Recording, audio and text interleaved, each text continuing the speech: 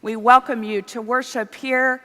If you are here at Second for the first time worshiping with us, if you would take a blue and white visitor's card, fill that out and place that in the offering plate.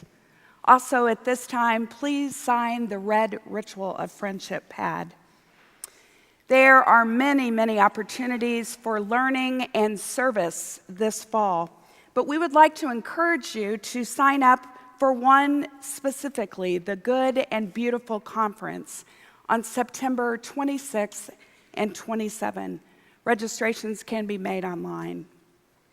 Dr. Shelley Lauer will be sharing her reflections on art, music, and the spiritual life from her sabbatical this past summer at the All-Church Luncheon on September 28th following worship.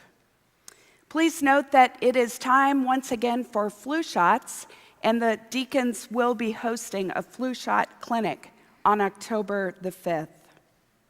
Today, we will begin hosting 4 families who will be spending the week with us through the Interfaith Hospitality Network.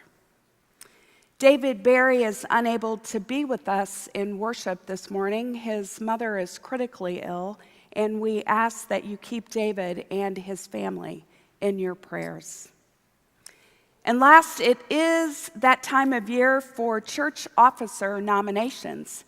In the pew rack before you, you will find a form that you may nominate those around you who you feel would be a good candidate to be a deacon or an elder. And now I would like to welcome Dr. Atef Gendi, the president of Evangelical Seminary in Cairo, to speak with us this morning.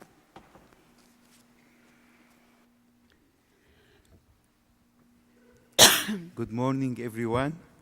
Good morning. I bring you greetings from the Presbyterian Church in Egypt and from the Evangelical Theological Seminary in Cairo, where I serve. The Presbyterian Church of Egypt started in 1854 as a result of the work of the American Presbyterians. And 9 years later, in 1863, they established our seminary. For this, we are grateful to American Presbyterians, of course. And I want to thank you for your support in the past to the seminary and your prayer, which I am sure without which we wouldn't have been able to pass the difficult time of the last few years. Christians in Egypt represent about 10% of the population, which is about 90 million. So Christians will be probably 10 million or so. And all the Protestants will be about 1 million, from 10% from the Christians. Presbyterians would form half this number through about 360 churches across the country.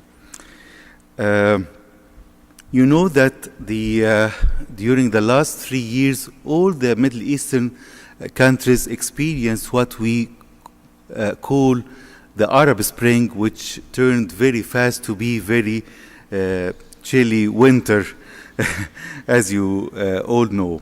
Islamic fundamentalists and extremists very fast hijacked the uprisings and got all the benefits of that. And during this era, the church, the minority church in Egypt and in the Middle East, suffered a lot of difficulties and persecution. It became nightmare for the whole region, and especially for Christians suffering all kinds of difficulties, discrimination, burning churches, businesses of wealthy Christians, evacuation of some poor Christians from their villages, and so on. However, in the middle of this, I feel that the church was able to live her faith by the support and prayer of many around the world. I think we experienced things that we beyond our capability to do, but we're able to live our faith, practice kingdom values of forgiveness, of love, of granting mercy, even for those who harmed the church and Christians. You cannot imagine how this left amazing impact on the life of many who were really surprised that the hatred was met with love and the violence was met with mercy and many services. Even poor churches in villages were able to contribute in some level in elevating the hardship of the life of many. Let me invite you to be part of the mission of God in the Middle East. The hardest challenge we face is the continuous drop of Christianity in this part where Christianity started. And I don't want to see my country without Christians.